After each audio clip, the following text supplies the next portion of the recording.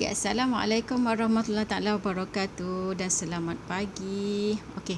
So kita jumpa lagi pada sesi sembang-sembang santai ilmu emas dan juga pengurusan kewangan lah bersama Asia dan di sesi FB Live, dan nanti Asia akan upload di YouTube lah. Okey, di YouTube Asia boleh tengok channel yang Asia dah masukkan dalam komen lah, untuk tuan-puan boleh tengok nanti senarai FB Live yang Asia dah buat. Dah hari ni dah masuk ke kali ke-41 lah, kali ke-41. So boleh tengok apa topik yang tuan-puan nak tengok, nanti boleh tengok semula lah. Okey, so hari ni kita nak sembang-sembang berkenaan dengan prinsip yang biasa kita dengar sebenarnya. Susah-susah dulu, senang-senang kemudian, dan kita biasa pun memang apply lah dalam kehidupan kita. Prinsip ni kan banyak benda. Contoh kata, kita cakap dengan anak kita pun, belajar dulu, tak apa, susah-susah dulu, nanti kan kau senang kemudian bila dah ada pendidikan yang bagus, nanti nak kerja ataupun nak berbisnes, so dengan ada ilmu nanti kita akan senang, macam tu kita kata. So dalam prinsip dalam kewangan pun sebenarnya macam tu. Sebab kita semua bermula, kita orang-orang marahai ni bermula daripada pendapatan yang sedikit. Pendapatan yang sedikit kan. Kalau contoh yang bermula kata baru lepas graduate, baru mula kerja, mungkin gaji baru 1,500, mungkin gaji baru kata 1,800 ataupun 2,000. So memang parah-parah hidung je lah kan, untuk kita ada simpanan yang bagus, untuk kita nak ada orang kata simpanan yang bagus lah. Okey. So memang kena susah-susah dahulu. Susah-susah dahulu. Sebab kita nak sediakan simpanan untuk hari kemudian. Sebab dalam portion kita punya pendapatan bulanan sebenarnya bukanlah untuk kita gunakan hari ini semata-mata. Okey. So Asia bercakap ni sebenarnya daripada pengalaman dan juga pembacaan lah, buku-buku. Macam contoh Asia baca buku Misi Bebas Hutang ni, daripada Encik Muhammad Zulkifli Syafi'i ni, mentor bahasa Asia ni, Misi Bebas Hutang. So dia bermula daripada kewangan dia negatif, dengan gaji dia 1,000 lebih, duduk di KL, isteri tak kerja, anak dia ramai. Sekarang ni anak dia 8 lah. Masa tu mungkin anak dia mungkin 5 ke, macam tu kan masa yang bermula tu. Tapi maknanya dia bermula daripada keadaan kewangan dia sangat, orang kata, teruk lah. Kewangan dia negatif. Lepas tu dia slowly sabar, maknanya dia dapatkan ilmu untuk dia nak meningkatkan kewangan dia. So kita pun kena sama kena ambil langkah yang samalah. Susah-susah dahulu, senang-senang kemudian. Tapi susah-susah tu kita kena cari ilmu lah, untuk nak pastikan susah kita perpanjangan lah. Okay. So kalau kata kita susah tapi kita tak ambil inisiatif untuk nak meningkatkan diri kita, memang tak akan ke mana lah susah tu. So susah tapi dengan inisiatif untuk meningkatkan diri. So sebab tu Asia bersama dengan tim Public Goal di bawah G100, di bawah mentoring Puan Encik Muhammad Zulkifli Syafi'i ni, kami membina diri lah. Setiap hari membina diri melalui coaching, melalui sesi-sesi perkongsian daripada orang-orang yang dah berjaya. Macam contoh semalam Asia menghadiri satu sesi berkenaan dengan pentingnya kita kena asingkan positif dan juga negatif. Bila kita asingkan positif dan negatif tu, so kita kalau contoh kita susah, contoh sekarang kita masih susah, gaji kita memang paras-paras hidung, tapi kita ada mindset yang positif. Maknanya kita tahu kita boleh buat, sebenarnya dia bukan takdir yang tak boleh diubah, kita boleh ubah diri kita kan. Kalau contoh kata dalam Al-Quran ada cakap kan, Allah tak akan ubah diri seseorang, satu kaum tu, kecuali kaum tersebut ubah nasib dirinya sendiri. Surah Ar-Ra'd 2, saya tak ingat ayat berapa. Okay, so kita yang kena ubah diri kita. Carilah ilmu. Macam contoh Asia membaca buku lah. So kata contoh daripada 2000 berapa lagi dulu, 2014 sehingga sekarang dah lebih daripada 7 tahun, 8 tahun. So cari ilmu untuk meningkatkan dirilah, baca buku, cari ilmu daripada mentor-mentor kewangan. Contoh Asia bermentorkan Daki ni, baca buku beliau, Encik Muhammad Zulkifli, baca blog beliau, baca buku beliau, dan juga daripada buku-buku Tuan Azizi Ali, ni Tuan Azizi Ali. jutawan dari planet Jupiter. So sangat bagus untuk dibaca. So kita nak kena tingkatkan diri kita, ubah mindset kita kepada yang lebih baik lah. Okey. So susah-susah dahulu. Dia susah-susah dahulu, maknanya kena ambil tindakan untuk yang paling penting. Yang first, lepas kita ada pendapatan adalah kita kena simpan. Sebab kalau kita tak sabar menabung, kita kena sabar menanggung susah pada masa depan. Sebab tu dalam layer pertama untuk kita susah dahulu ni sebenarnya kita contoh, kalau tak kisahlah siapa yang dah mula kerja, baru mula kerja, ataupun yang dah kerja bertahun-tahun, contoh 10 tahun ataupun lebih, tapi dana simpanan untuk dana kecemasan pun masih tak ada. So memang kena insaf diri, cari ilmu, cukupkan dana kecemasan at least 3 bulan pendapatan. Sebab apa?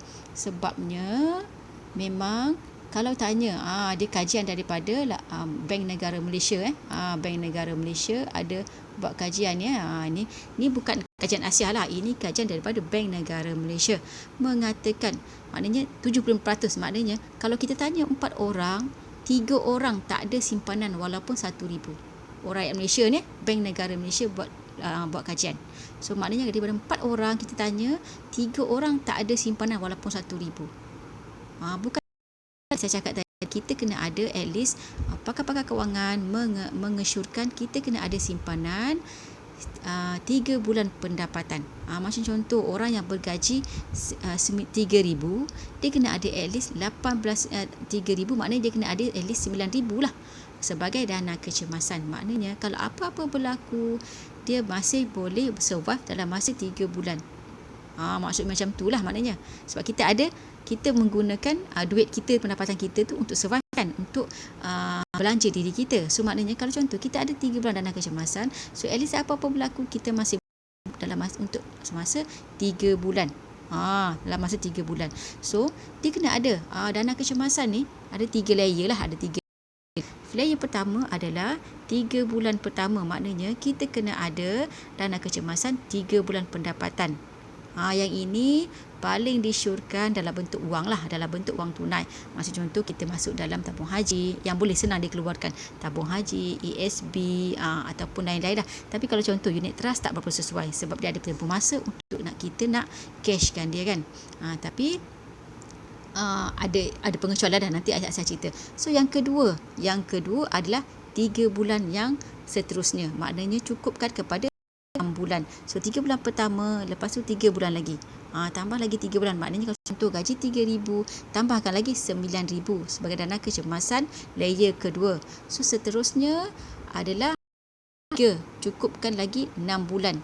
Maknanya keseluruhannya cukup 1 tahun pendapatan.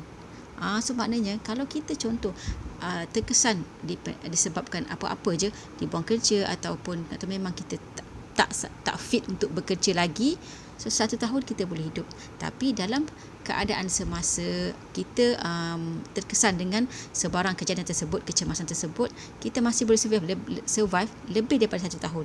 Sebab bila kita kecemasan macam tu, kita akan lagi berjimat dengan duit kita. Okey. So penting sangat tu, kena ada 1 tahun pendapatan sebagai dana kecemasan. Ini memang sangat orang kata tak best lah sebenarnya. Bila contoh kata tadi, bila kita terjadi dalam yang 3 orang tadi, bila kita tanya, Bank Negara tanya 4 orang ditanya, 3 orang tak ada simpanan walaupun 1,000. Jadi kita boleh ambil tindakan susah-susah dahulu, senang-senang kemudian dengan menyimpan at least dana kecemasan tadi. So kita keluarkan diri kita daripada 3 orang tu, jadilah yang 1 orang tadi. Okey. So mungkin dengan sesi-sesi Asia macam ni, Asia berkongsi tentang kepentingan tuan-puan kena ada simpanan dalam bentuk apa pun. Macam contoh Asia memang banyak dalam bentuk emas lah, sebab Asia nampak emas ni memang boleh membantu Asia untuk menyimpan dengan lebih baik. Bukan Asia seorang yang cakap lah, bukan Asia seorang yang cakap. Ni mentor emas Asia, Tuan Muhammad Zulkifli Syafi'i. Jadi Asia baca melalui pembacaan daripada buku beliau dan juga website beliau. Ini buku wang emas ni, bertahan ke 3 gawat. Maknanya emas ni boleh membantu kita untuk bertahan ke 3 gawat. Melalui buku ni Asia baca dan Asia nampak sebenarnya emas ni boleh membantu sangat boleh membantu kita nak mempercepatkan kita mengadakan kita simpanan kecemasan kita tadi. Yang contoh nak cukupkan 1 tahun tu kan, nak cukupkan 1 tahun memang sangat mudah dengan emas. Sebab apa? Sebab ni buat kita baca ni yang Cik Muhammad Zulkifli buat post ni. Antara manfaat terbesar simpan emas adalah duit simpanan susah bocor.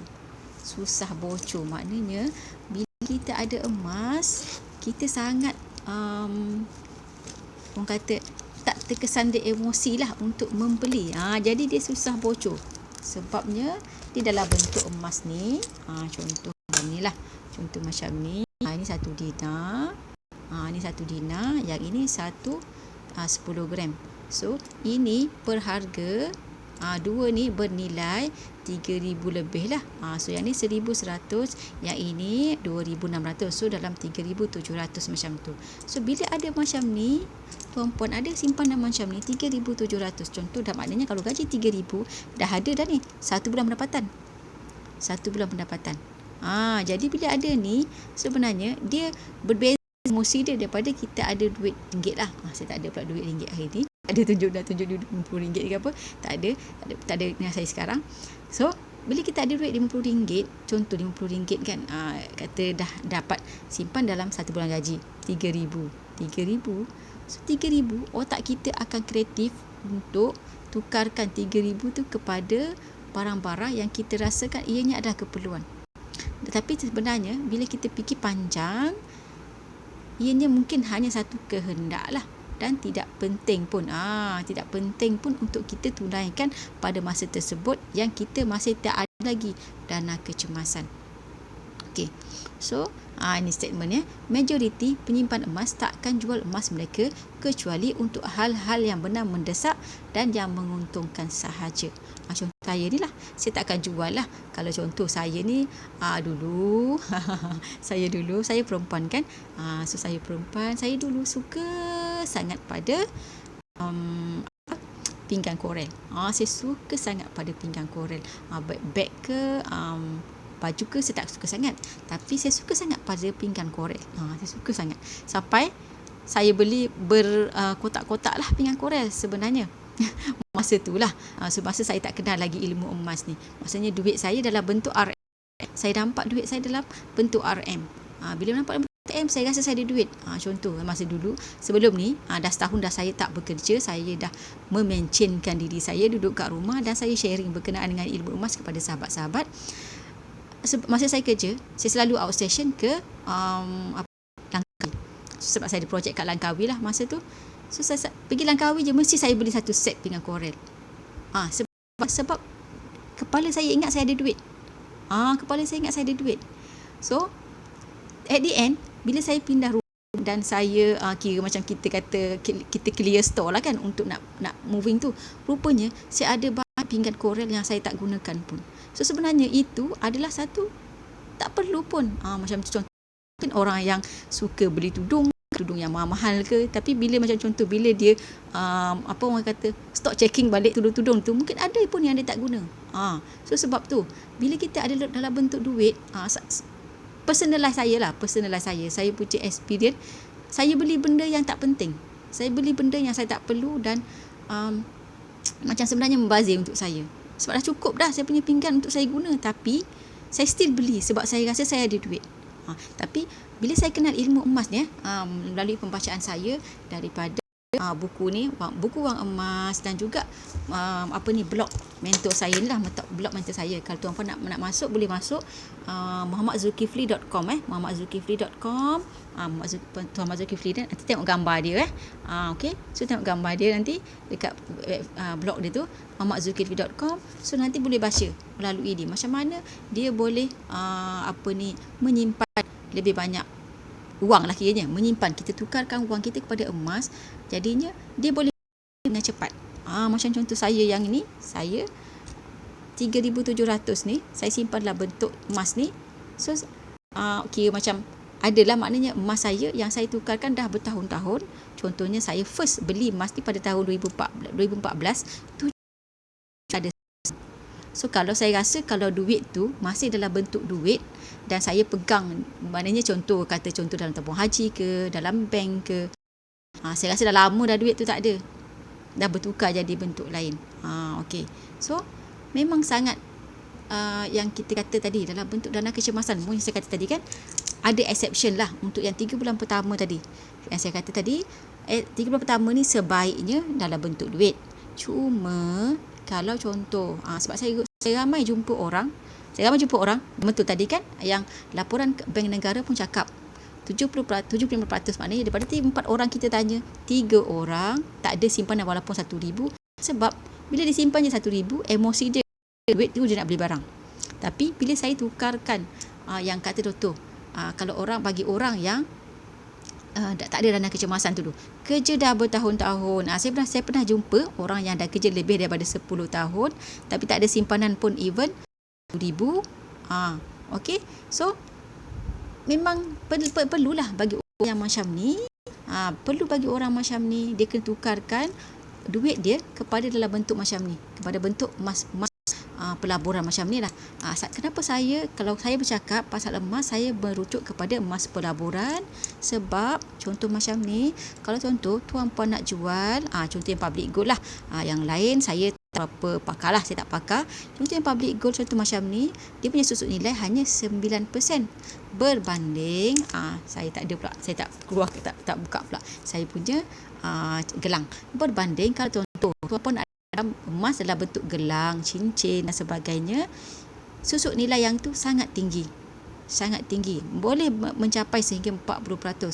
So kalau tuan puan beli harga barang kemas yang harga 1,000, dia boleh macam kita kerugian 400, 1,000 rugi 400. Tapi kalau macam yang ni, public gold punya barang emas macam ni, tuan puan beli 1,000, contoh yang ini 2,000 lebih lah, contohlah yang ni 1,000, ini memang 1,000 lah, 1,100. Nilai dia hanya 9%. 9% maknanya RM1,090. So kalau ada kenaikan sedikit harga, tuan puan dah boleh untung. Itu beza dia. Kenapa kalau saya bercakap, saya merujuk kepada emas pelaburan, bukan emas perhiasan. Boleh pakai emas perhiasan, tapi pakailah secukup yang nak pakai lah kan. So tak adalah nak jadi pokok Christmas. So sebab tu saya emas pelaburan, bukan emas perhiasan ya. Sebab memanglah emas perhiasan tu pun kalis emosi juga, tapi dia ada perkara-perkara lain yang akan melambatkan kita punya keuntungan. Okey. So macam statement ni cakap tadi kan, manfaat terbesar emas adalah duit simpanan susah bocor. So kita memang kalis emosi lah daripada pembelian barang-barang bila kita simpan dalam bentuk emas ni. So kalau contoh yang memang tak boleh menyimpan, kerja dah bertahun-tahun, ada pun even simpanan 1,000 yang kekal. Mungkin 1,000 ada, tapi 1,000 sekejap saja dah tukar jadi barang lain, lepas tu kosong balik simpanan kita. Jangan risau, sebenarnya itu memang simptom banyak orang. Tuan Sol ada tulislah dalam buku ni, misi bebas hutang ni. So sebab apa dia boleh bebas hutang? Sebab dia menyimpan dengan istiqomah untuk boleh bayar hutang bayar hutang beliau. So contoh saya pun, saya mengamalkan prinsip kewangan yang sangat menekan diri saya lah. Contoh masa saya kerja dulu lah, sekarang pun saya still buat, tapi dalam kadar yang kurang sedikit lah, sebab saya tak ada gaji yang tetap, tapi saya still menyimpan. Sebab saya tahu kepentingan menyimpan tu, dan saya buat saya punya bajet sendiri. Contoh dulu, masa saya kerja lebih daripada 20%, saya memang sepotong terus kepada tabung haji. Sebab saya tak nak tengok pun duit tu masuk dalam tabung haji. Dan tabung haji tu banyak, saya akan tukarkanlah kepada dalam bentuk emas. So maknanya saya kira macam menyukarkan saya punya wang tu untuk keluar, dan itu saya tukarkan ke dalam bentuk emas pelaburan untuk saya nikmati. Ianya adalah kalis emosi. Sebab saya tak nak belilah benda-benda yang sebenarnya bukan keperluan pun. Sebab saya ada matlamat saya. Contoh So sebab tu kita kena setkan matlamat lah. Setkan matlamat untuk apa duit kita simpan tu. Contoh tadi yang bila contoh tuan-puan dah ada lah. Tuan-puan dah ada yang 1 tahun pendapatan tadi kan, untuk dana kecemasan tu. So bila dah ada 1 tahun pendapatan, dana kecemasan, so boleh pula setkan matlamat-matlamat lain. Ini memang tajuk poster ni matlamat simpan emas, tapi kita kena kreatif lah. Okey, so sama ada nak tukarkan dalam bentuk emas ataupun tidak ada masalah. Okey, so mungkin kita nak tabung pendidikan anak, kita nak buat dalam bentuk apa, so boleh aja dalam bentuk apa-apa. Cumanya bagi saya sangat jumpa emas ni boleh mempercepatkan saya punya matlamat-matlamat saya ni. Contoh untuk tabung pendidikan anak, untuk saya aset beli rumah ataupun saya nak renovate rumah, untuk contoh yang belum kahwin sebagai dana perkahwinan kan. Yang wang kecemasan tu memang dah tadi kan, first layer kita kena ada dulu dana kecemasan, baru kita boleh nak simpan untuk sebarang matlamat lain ya, untuk modal perniagaan, dana persaraan lah yang paling ultimate. Maknanya contoh kalau yang saya biasa dengar, yang saya pun saya sekarang tengah orang kata untuk nak dapatkan figure tersebut adalah dalam persaraan, iaitu saya nak ada at least 1 kilo emas. Kalau contoh sekarang harga dia menilai dia 200,000 1 kilo emas, dan juga contoh dalam bentuk duit ataupun dalam bentuk-bentuk lain, contoh kata hartanah apa semua yang bernilai contoh 1 juta ringgit, macam tu. So mungkin kita kena bersedialah ke arah itu. Jadi first layer adalah simpanan. Contoh nak ada rumah pun kan, nak ada rumah, kita nak kena ada buat bayar deposit. Saya dah biasa beli rumah, so saya ada rumah yang duduk dan juga rumah pelaburan lah.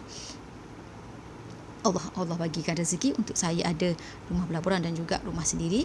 So kalau macam contoh kita, maknanya untuk kita nak ada rumah, kita kena ada bayar deposit rumah untuk nak beli rumah tu kan. Lepas tu nanti bila dah settle nak bayar lawyer, jadi banyak kos-kos tu. Jadi kalau kita tak ada simpanan susah-susah dulu ni, kita tak akan senang-senang kemudian lah. Kita tak akan boleh ada rumah sendiri, kita tak akan boleh ada tabung pendidikan untuk anak kita, kita tak akan ada tabung untuk nak umrah ataupun haji. So memang kena susah-susahkan diri untuk senang-senang kemudian. Sebab duit kita hari ini bukanlah untuk kita pakai semata-mata untuk perbelanjaan hari ini sahaja.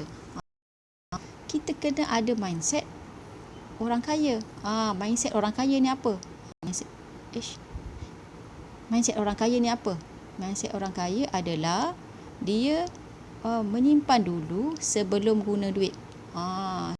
Kita contoh sebelum ni, kalau kita contoh sebelum ni, kita daripada kecil kan, biasa kita dimomokkan dengan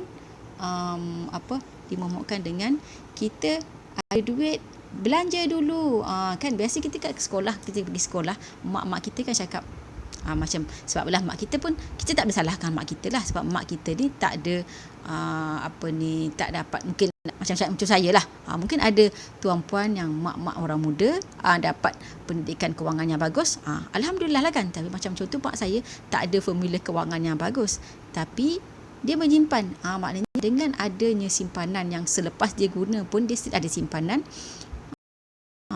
Alhamdulillah dia boleh wariskan kepada kami anak-anak hartanah.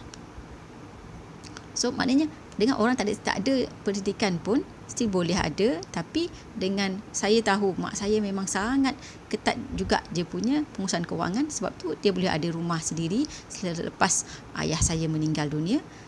Adakan rumah lepas saya meninggal dunia, kami ada rumah baru, dah duduk rumah baru dan ada hartanah lain. So maknanya saya ambil inspirasi juga daripada mak saya, maknanya macam mana cara dia boleh adakan hartanah dan tinggalkan harta untuk kami adik-beradik.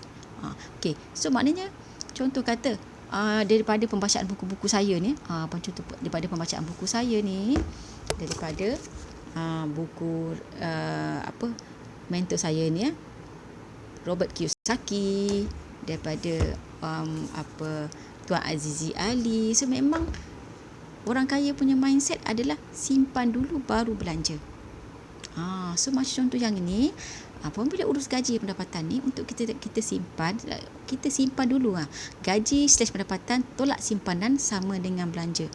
So maknanya kita susah dulu. Kita belanja tu proses yang disahkan dalam syaratan ni adalah 55%. Maknanya contoh, kalau gaji RM1,000, belanja RM550 sahaja. So memang susah lah. Memang susah kan? Sebab RM50 nak buat apa? Contoh, kalau lagi dah duduk KL contohnya. Tapi memang kita senang kemudian. Maknanya dari portion 45% tadi, kita ada portion untuk simpan, untuk dana kecemasan, untuk simpan jangka panjang. Mungkin portion dia sedikit, mungkin contoh kata daripada 1,000, contoh untuk jangka panjang 10%, 100 sahaja satu bulan. Tapi jangan risaulah, maknanya bila kita buat macam tu, long term nanti benda tu akan bertambah. Okey. So kalau contoh yang untuk dana simpan jangka panjang tu, kalau contoh tuan-puan tukarkan ke dalam bentuk emas pelaburan macam ni. Contoh saya lah, contoh live case saya beli 2014 yang 5 dinar. Harga masa tu hanya RM2,500 lah lebih kurang. Sebab masa tu hanya harga 140 lebih 1 gram. Sekarang harga emas dah naik. Sebab tu saya selain daripada dia adalah kalisi emosi, dia juga adalah kalisi inflasi.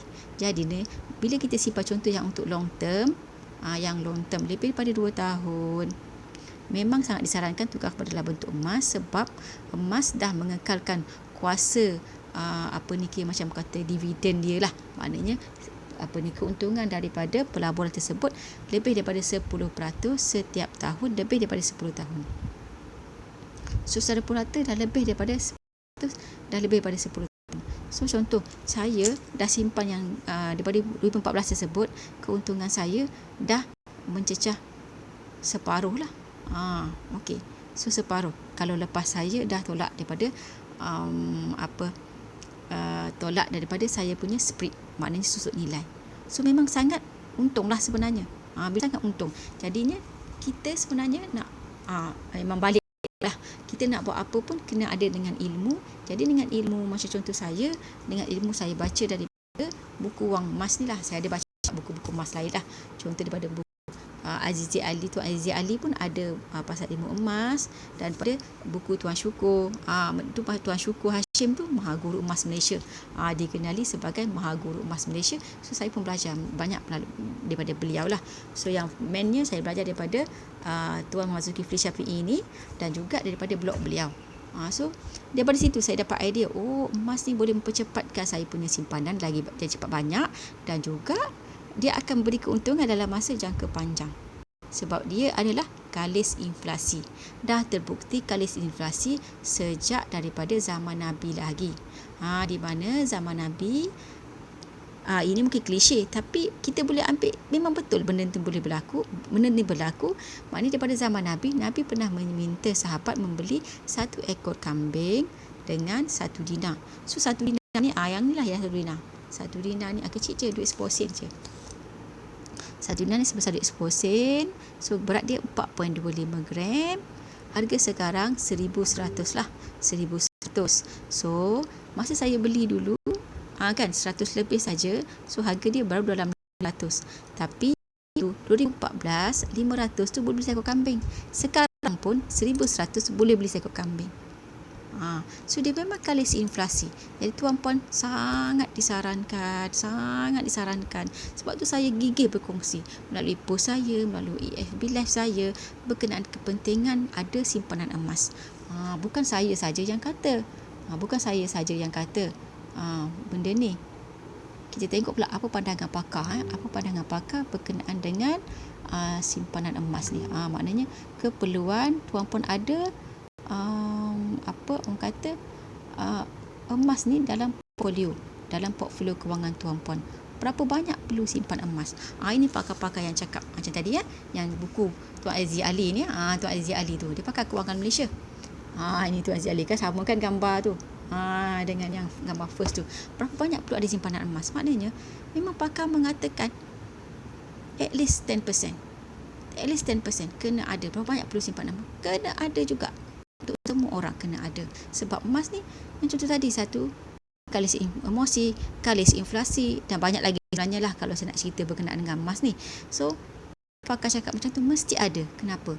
Jadi kita yang tak pakar ni ikutlah saja cakap pakar. Macam contoh saya, masa saya tak pandai pun dulu, macam saya tak, sekarang pun tak pandai sangat, tapi kita pandai sedikit lah, ada sedikit ilmu. Sebab tu berani berkongsi di media sosial macam ni. Macam contoh, macam saya tak pandai ni pun dulu, saya beli je. Sebab saya bila saya tahu fakta macam ni, saya rasa macam pakar pun mengesyorkan macam ni mesti ada sebab. Mesti ada sebab. Datuk Aziz Ali syorkan 10%, Robert Kiyosaki syorkan 20%, Melanie 50%. So banyak mana perlu simpan emas? Kalau bagi orang marahan biasa, bagi saya, kalau ada 200 gram pun dah cukup bagus. 200 gram, nilai dia dalam 50,000 lah. Nilai dia dalam 50,000. So simpan je sikit-sikit. Contoh kata tuan puan cakap, saya ni mana ada duit 50,000. Apa? Saya pun tak ada duit 50,000 nak beli sedebu. So boleh saja beli akaun emas gap ni. Akaun emas gap. Akaun emas gap ni sangat senang. Dia boleh mula dengan modal serendah 100 sahaja. Modal RM100 saja dah boleh mula. Simpan je RM100. Ataupun kalau nak contoh nak banyak sikit, 1 gram RM263 hari ni. So simpan je akaun tu RM100, kalau RM100 kalau mampu. Dia sebenarnya kita perlu cari untuk simpan satu hari RM3.50 saja untuk dapat RM1 satu bulan. Dalam RM3.50 kita dah boleh dapat dah 100 satu bulan, dan boleh simpan dalam akaun emas gap ni. Okay. So bila dah banyak-banyak ada dalam tu, bolehlah keluarkan dalam bentuk macam ni. Ataupun dalam bentuk yang 10 gram macam ni. So kan dah ada macam tu. Bila dah ada ini, dah ada simpanan bernilai 2,700. So boleh saja bermula dengan RM100. Bukan kata contoh nak ada 50,000 tadi yang saya sarankan. Kalau orang-orang marahan macam kita, boleh ada 200 gram, sangat bagus. Sebab 40,000 dan makin meningkat lah setiap tahun. Contoh 50 gram tu, kalau contoh masa saya beli dulu, mungkin baru dalam 10,000 lebih kan. Contoh 50 gram. So sekarang harga dia dah meningkat. Sebab apa? Sebabnya memang dia kalis inflasi dan memang ada kenaikan setiap tahun. Kalau contoh kata betul ke, orang tanya saya ke emas naik harga. Nak senang kan. Memang benda ni nampak macam macam perumpamaan tak apa-apa kan, tapi memang betul pun. Kalau contoh karipap kita beli dulu 10 tahun dulu kan 3 sen, 2 sen boleh beli kan. Sekarang mana ada, sekarang yang kecil pun 5 sen satu biji. So kalau karipap pun boleh naik harga, nasi lemak pun dulu ada harga 5 sen, harga 3 sen, sekarang dah jadi RM1.50 ataupun RM2 ataupun RM2.50. So memang emas pun naik harga, jangan risaulah. Memang naik harga. So saya tunjuk kenaikan harga emas. Kalau yang risau nak simpan banyak-banyak emas ni, ya ke macam untung ke tidak? Besar pula gambarnya. Okey. So ini sejarah kenaikan harga emas. Sejarah kenaikan harga emas daripada tahun 1996 sehingga kini. So 1996 dulu dia dalam RM3 1 gram macam tu je. So kalau sekarang kita tengok daripada kenaikan dia adalah dah lebih daripada 600%. 20 tahun ke belakang. So dah lebih daripada 600%. So memang naik harga, jangan risaulah, memang naik. Tapi dia ada turun naik harga dalam masa terdekat, tapi dalam masa yang jangka panjang dia akan naik harga. Sebab tu kita sarankanlah contohnya yang memang boleh menyimpan dalam bentuk wang, contoh tadi dah ada dalam dana kecemasan untuk 3 bulan pendapatan. Okey. So yang 6 bulan yang seterusnya itu mungkin kita jarang akan guna. Yang itu sesuai simpan dalam bentuk emas. Sebab yang itu kita tak gunakan dalam masa terdekat. Jadi kita sesuai simpan dalam bentuk emas untuk kita dapatkan dari segi kenaikan harga dia tu. Kenaikan harga dia. Sebab ada kenaikan, memang ada kenaikan. Contoh saya beli tadi 2014 saya beli 140 lebih je 1 gram. Sekarang dah 260. Dah naik harga 1 gram RM120. Tapi kena konsisten dan juga simpan secara berterusan. Sebab kalau contoh 1 gram aja, 2014 saya beli 1 gram, sampai sekarang saya simpan yang 1 gram tu, jadi untung saya RM120 tadi je lah. So sebab tu kena istiqomah. Susah dahulu simpan supaya kita senang kemudian. Macam contoh tadi saya kata rakyat marahan yang macam kita biasa-biasa boleh ada 200 gram, sangat bagus. 200 gram RM50,000. So kalau ikut kenaikan harga macam ni, 10 tahun lagi dia boleh naik jadi RM70,000. So kita dah untung RM20,000. Macam contoh saya yang saya beli 2014 tu, contoh yang Dina RM5,000 lebih masa tu, sekarang dah dekat RM10,000. RM10,000 lebih ada. Saya tak kira tak tengok pula harga hari ni. Okey, contoh harga hari ni dah, kalau contoh yang 10 dinar sekarang dah RM11,174 10 dinar. So maknanya dia dah naik dekat dengan seganda. Dah 100%. So dah 7 tahun dah 100%. Okey lah kan? Daripada kita simpan dalam bentuk contoh dalam bentuk ASP. Kalau sekarang ni Tuan Azizi Ali cakap, Tuan Azizi Ali lagi, saya ulang Tuan Azizi Ali lagi, sebab dia pakar kewangan. Jadi saya bukan pakar kewangan, saya kira cerita pakar kewangan ceritalah. So kalau contoh sekarang dengan ekonomi sekarang 4% kenaik dividen ASB, sebenarnya tak boleh cover pun duit kita dimakan inflasi. So baik kita tukar kepada emas yang memang dah mengekalkan dia punya kira purata kenaikan harga lebih daripada 10% satu tahun ni. Baik kita tukar pada kat sini. Janganlah semua. Mungkin nanti kita ada nak guna yang untuk masa terdekat kita nak guna duit. Simpan sedikit kat dalam tu. Sebahagiannya tukarkan ke dalam bentuk emas untuk kita dapatkan kenaikan harga emas tersebut. Tapi kalau contoh kita sangat eager dengan emas, macam contoh saya memang tak ada dalam ASB lah. Ada sedikit sangat yang saya dulu ada lebih. So saya tak keluarkan. Dan memang saya ada kat situ, biarlah kat situ dalam tak sampai 1,000 pun dalam tu. Tapi semuanya yang lain saya tukarkan dalam bentuk emas sebab saya percaya kenaikan harga emas ni. Saya sangat percaya. Sebab tu saya memang simpan dalam bentuk emas dan juga pelaburan-pelaburan lain lah. Saya ada hartanah. Tabung haji saya adalah untuk saya nak pergi Mekah kan. So dan juga dana kecemasan saya yang 3 bulan dalam bentuk duit dalam tabung haji. Okey. So maknanya kena susah-susah dahulu menyimpan. Tak kisahlah tuan-puan selesa dalam bentuk apa, tapi kalau memang yang tak boleh menyimpan dalam bentuk duit, tolong saya nak kawan-kawan saya ada simpanan dana kecemasan at least. Kita tak nak lah kan tengok yang perkara-perkara yang berlaku sebelum ni kan, banyak yang berlaku sampai yang tak nak cerita, sampai menamatkan riwayatnya sendiri sebab tertekan dengan hidup, sebab tak boleh bekerja, tak ada gaji kan. So bila kita ada simpanan dana kecemasan at least 1 tahun, so memang kita boleh survive. So sementara kita cari kerja lain. Ada kawan saya yang masa pandemik hari tu, seorang dealer public gold yang dia ada simpanan emas lah, dia diberhentikan kerja tapi dia boleh survive sebab dia ada simpanan emas dia tu, mungkin jual ke apa, dan dalam masa sama dia cari kerja dan dia juga buat part time lah sebab belum dapat kerja yang betul. Dia buat part time sebagai Grabfood ke Foodpanda, saya tak ingat, tapi maknanya dia buat sebagai penghantar makanan. Dan juga sekarang dia dah dapat kerja, tapi gaji dia tak samalah gaji masa yang dulu. Dia dapat kerja saya rasa separuh daripada gaji yang dulu. Dia survive sebab apa? Gaya hidup dia susah-susah dahulu, senang-senang kemudian. Okey, so kalau tuan-puan berminat untuk nak tukarkan simpanan emas ataupun mulakan simpanan dalam bentuk emas untuk nak meningkatkan dana kecemasan tuan-puan, so sangat sarankan tukar dalam bentuk emas. Boleh saja hubungi saya untuk saya konsult tuan-puan, bagi advice, bagi nasihat macam mana tuan-puan boleh bermula untuk menyimpankan emas. Cakap saja bajet kepada saya, nanti saya akan sesuaikan cara mana untuk tuan-puan boleh menyimpan dengan public gold. Dengan public gold jangan risau, syarikat ni dah daripada 2018 sehingga kini, semua orang yang beli emas dengan public gold tak pernah lagi tak dapat emas lah. So saya dapat emas saya ni. So saya sekarang lagi senang sebenarnya. Emas public gold dia boleh dipostkan ke rumah secara berinsurans. So